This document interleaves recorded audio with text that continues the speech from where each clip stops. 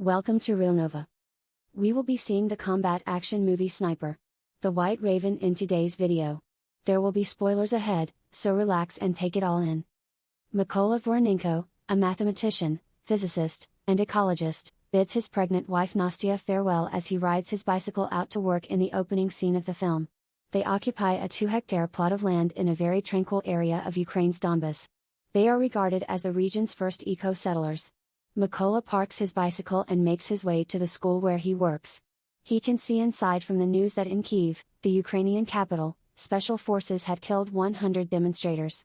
Additionally, he learns that their president escaped to Russia just as that country was about to invade Ukraine. Mykola tries his best to impart knowledge and instruct his students while teaching physics. Ivan, one of the students, shows little sign of being interested in learning. Instead, he continues to argue with the teacher whenever he has the chance. Ivan tells the teacher to leave when the class is finished because he is a stranger there. While riding his bike to work as usual, Mykola encounters armed men close to his property. He doesn't give it much thought and continues to show up for work. He parks his bike as usual and enters the building. The fact that he is the only teacher there and the location is deserted surprises him. According to the news, instability is spreading across the globe as Russian soldiers continue to occupy nearby territories. He quickly picks up his bike and rides back home. He worries about the armed men he earlier observed because his wife is by herself. He is not mistaken. He can watch his wife being beaten from a distance. He tries to assist but is instead shot in the back by a gun. He begs them not to harm her because she is expecting, but they won't listen. One Russian soldier enters their home and sets it on fire. Nastya grabs a stone to retaliate as the two Russians are about to depart. After that, she is shot and dies in front of Mykola. A short while later, 2 Ukrainian militiamen assist Mykola in burying his wife while he goes back to his burned-out home. The wooden cross that his wife crafted for him is within his grasp. Mykola, unsure of what to do next, decides to travel with the Ukrainians after burying his wife with a broken heart. He travels to the Ukrainian militia's base camp with them. He is not trusted by the leader because he believes he might be a spy. He declares his plan to ally with them and expel the Russians from their nation. He is then offered the opportunity to train with them, but due to his pacifist beliefs, he knows very little about firearms and is finding the training to be challenging. He is shown by a woman how to take apart and put back together a rifle. He is adamant about learning. Mykola convinces his officer that he is no longer a pacifist one evening while exercising. He also favors the Raven as a codename. Codenames are earned, he is reminded. He finds the training to be unfamiliar and difficult, but he is dedicated to arming himself with all the information and abilities necessary to exact revenge. The lack of snipers at the front is mentioned to the training. Few people express interest in volunteering to be trained when asked. Mykola gets to his feet and says he's ready to take on the challenge. Because he can't even disassemble and reassemble a gun in time, the officer motions for him to sit down. Mykola requests a chance to demonstrate his ability. He promises to complete it in 20 seconds to the officer. The officer places an AK-47 on the table. To everyone's surprise, Mykola puts on a blindfold and begins disassembling the pistol. He then carefully reassembles the components. It just takes 18 seconds. This time, he receives cheers in place of laughing. Mykola has now acknowledged receiving sniper training. Mykola is taken aback when he receives a different gun from the other students during training. He won't go because he thinks it's unfair that he can't have the same weapon. He requests to receive an SVD-63, a designated marksman rifle that is semi-automatic, just like the other trainees. The people in control do not agree with this. Mykola is forced to accept what he has and make the most of it. The students are instructed to remain invisible at all times. The trainer will shoot at them from a distance of a few inches as part of the test. They will fail if they react. Most students don't pass the test. Despite the deafening loudness and the danger associated with this training, Mykola does not flinch. Another is to cover their scope after they've sighted the target. Misses by Mykola. Mykola does not exploit the fact that he does not have the best weapon as an excuse, even though he is aware of it. Mykola impresses the lieutenant colonel when the training emphasizes calculation since he is able to calculate the solution before his other students can. It helps that he is a mathematician. Mykola succeeds in the sniper course. One time, the lieutenant colonel orders Mykola to gather his belongings. He is a member of the group that will travel to a Russian-held checkpoint. The group takes immediate positional security. Every sniper has a different target.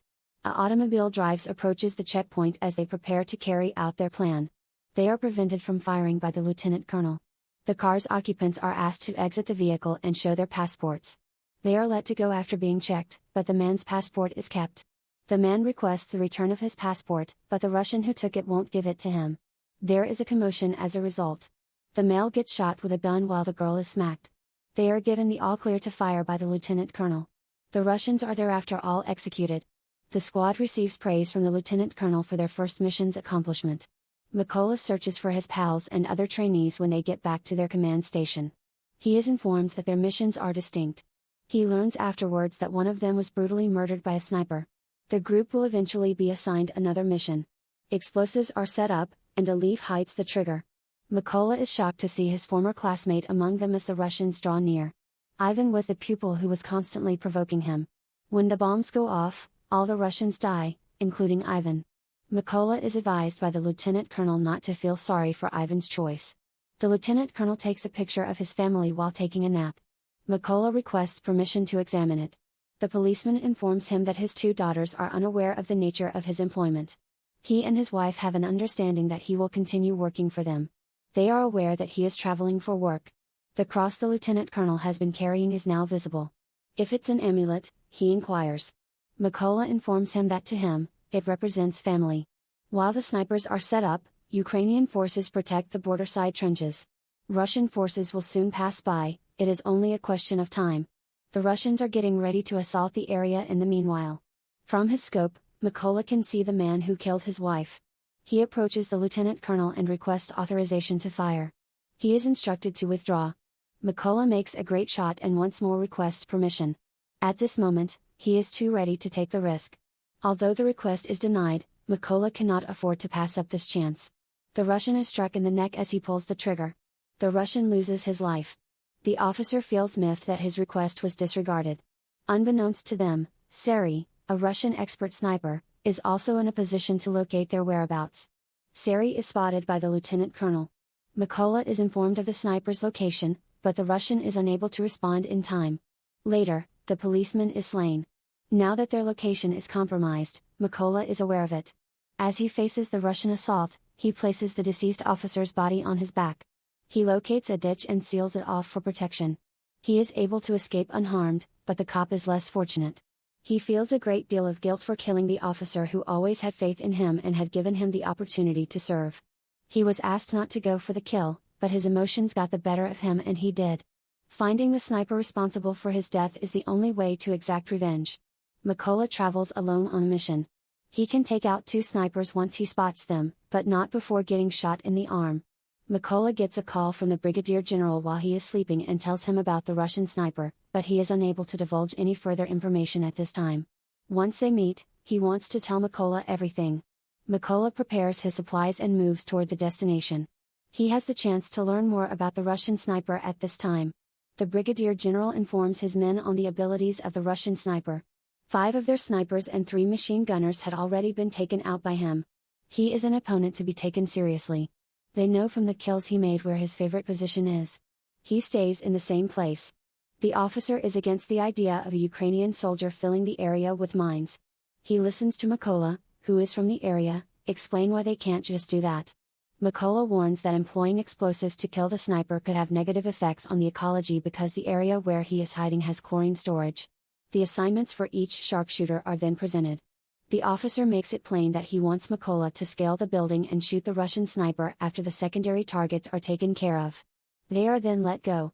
All snipers are ready to fire their weapons. Mykola crawls into the target area and declares that he is finally in place. He is able to sneak up behind 2 Russians and kills them both right away. The individual that visited him at his home was one of the 2. The other snipers lock onto their targets and await the command to fire. After counting down to fire at the same precise moment, they succeed in eliminating their targets.